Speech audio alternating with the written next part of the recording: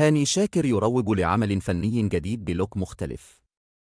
روج النجم هاني شاكر لعمل فني جديد من المقرر طرحه خلال الأيام المقبلة بنيو لوك جديد على غير ما اعتاده جمهور الغناء العربي، والعمل الفني عبارة عن أغنية يتم طرحها تزامناً مع الاحتفال بالعام الجديد.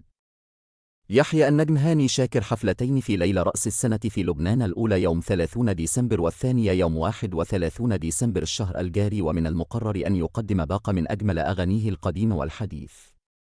حيث أكد أنه يستعد لدخول عالم الدراما التلفزيونية من خلال عمل درامي سيكون من تأليف أيمن سلام، مشيرا إلى أنه عقد عدة جلسات عمل مع سلام للوقوف على التفاصيل المبدئية للشكل العام للمسلسل. وكان هاني شاكر قد قدم استقالته من رئاسة نقابة المهن الموسيقية منذ فترة قريب، واعتذر عن تلك المهمة بعدما قضى متى يقرب من عامين، وبسبب الخلافات قدم اعتذاره، وأقيمت الانتخابات وفاز بها النقيب مصطفى كامل.